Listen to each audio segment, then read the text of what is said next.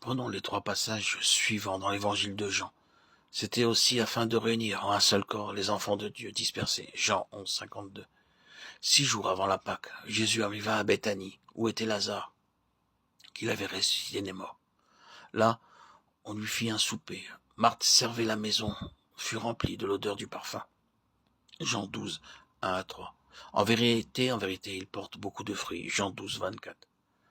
Les chapitres 11 et 12 de l'évangile de Jean sont le condensé de la révélation de l'intention de Dieu quand nous sommes rendus à la vie. Éphésiens 2, 5. Dans ce récit, tout se passe à Béthanie, une figure de son Église, le mystère de Christ, comme en parle Paul dans la lettre aux Éphésiens.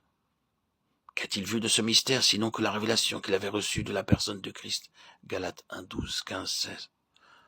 Elle se retrouvait dans une personne pluraliste, corporative qu'est l'Église. Quelle en était l'expression vivante, la révélation de lui-même. Dieu lui révéla qu'il ne s'agissait plus de l'Israël terrestre, mais d'un Israël céleste et spirituel, un corps élu dès avant la fondation du monde, tiré hors des nations, l'Église, sa maison spirituelle, son peuple et son habitation, où il parle et se révèle, un ensemble céleste lié au ciel et gouverné depuis le ciel. Béthanie était le seul endroit, le seul foyer où notre Seigneur fut reçu. Et cependant, une œuvre profonde dut être réalisée en chacun des membres avant que cette demeure ne devienne une représentation de la pensée profonde de Dieu concernant sa maison. Ceci nous ramène tout au début lorsqu'il nous est dit qu'une femme nommée Marthe le reçut dans sa maison, Luc 10, 38. Et nous voulons souligner ces seuls mots, le reçu, parce que cela renferme le fait que nous l'accueillons comme Zachée, avec joie, pour lui donner toute latitude et liberté de réaliser et d'accomplir ce pourquoi il nous a rendu la vie, bien que nous ne sachions pas que cette offrande nous amènera au désespoir de nous-mêmes, à une fin, notre fin.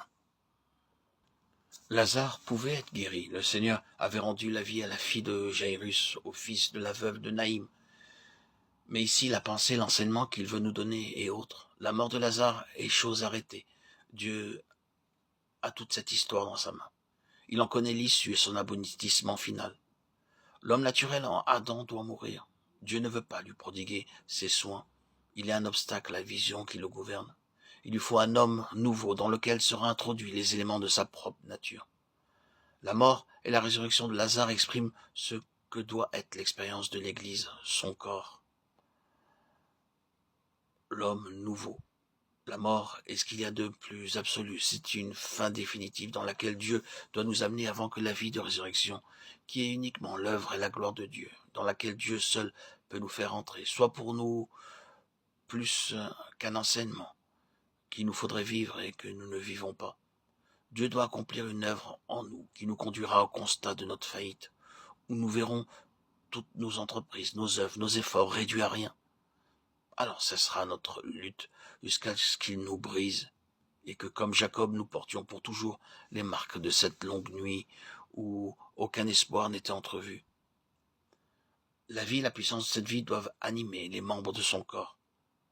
La croix précède la résurrection, la croix laisse l'ancienne création dans le tombeau et la résurrection nous élève dans notre position céleste en lui et dans la plénitude de sa vie.